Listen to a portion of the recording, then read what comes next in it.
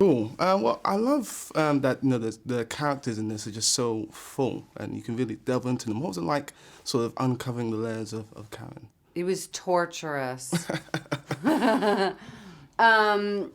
When I first read this script, I thought I fell in love with Karen because she, on the surface, is just so positive, and and we find out by the end she's just trying to hang on to a dream no matter what, and she comes from this vicious, addictive family, and she's just struggling to get by and survive. And I wanted to fill her with so much dignity and heart, but she just broke my heart when I read the script. The script is such special writing about family dysfunction, but all the characters are so diverse, and they're all going through such extreme circumstances. Gotcha. And what's the dynamic like between yourself and Julia and Julianne? Well, Julia Roberts plays my bossy older sister, we decided in rehearsals that her character, Julia's character, kind of raised me, because we figured that once I came around, I'm the youngest, that Meryl Streep, who plays my mother, probably neglected me. She's a pill addict in the movie, addicted to downers, and Tracy Letts, the writer, explained this is semi-autobiographical about his grandmother. So it's really raw and rough material that's quite funny because it's so absurd, some of the situations and the awkward moments, and that's why people relate to it. Yeah, I mean, after sort of playing sort of sisters, are you guys friends for life now? Or do you still keep in touch? We all went through a really amazing experience together because we were all in this tiny little town outside of Tulsa, Oklahoma, and we really had only each other. There were no entourages or anything like that, and John, the director, really encouraged us to watch each other and to hang out, so that even though we're so different in the movie, and like families are, siblings are totally different, there was still this affinity between us and a bond that is the foundation of our relationship. But we all got on really well. Like this whole cast, we had to film this dinner scene that took almost 4 days, and we couldn't go back to our dressing rooms or anything. So you'd find like Benedict just sitting reading under a tree, and it was really a beautiful property where we were, and we would just hang out there all day. I mean, what's the immediate aftermath of a scene like that? Because obviously it's quite intense, a lot of vitriol being spouted by sort of Mel's character. Yeah. When cut is sort of said on that, what's the immediate aftermath? You just pick yourself up. I mean, Meryl was doing her own stunts. She didn't want a stunt woman, because she's her character through and through. So she falls.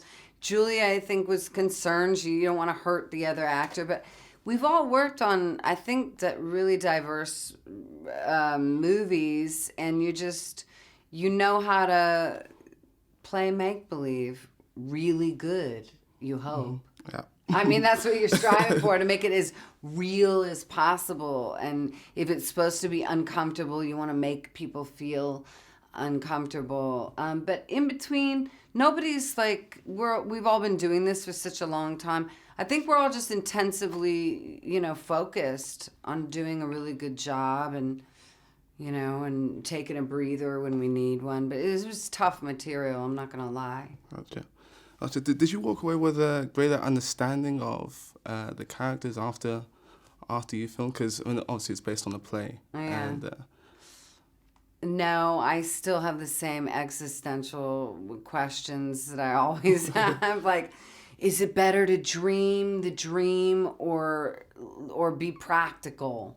I don't know. These are themes that live in Karen, and I'm always wrestling with the idealist and the realist. Somebody said once they can both get along. I don't know if they can.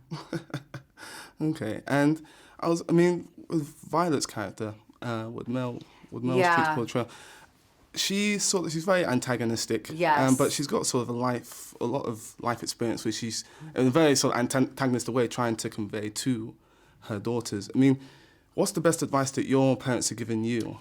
Well, what you're touching on is the generational theme, because that's also in the play, in the writing. So much is Chris Cooper, Meryl Streep, and Margot Martindale. They come from that other generation where they had it way harder than we had it. She has this brilliant line, I forget it, but it's the quintessential. We had to walk in the snow while you guys, you know, can just have anything at your fingertips. It's sort of that hardship that she's from, which explains a little bit why she's so vicious. Also, she comes from a mother who's so vicious.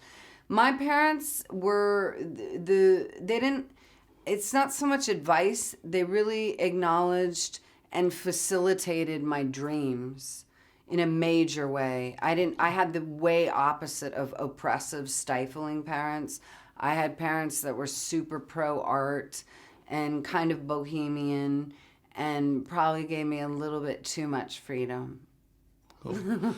Just as my final question, I wanted to ask, I mean, I've been meaning to, I know that you're very close with your family, with your sisters. Yeah. How different do you think your performance might have been if you didn't have that support system? Are you talking about, because before I did this movie, I had just gone through a big scare where my dad had a heart attack, and my sisters and I all came together. We were just with each other every single day for months and taking care of my father. He came and stayed with me. So I had this really scary and profound experience with my sisters.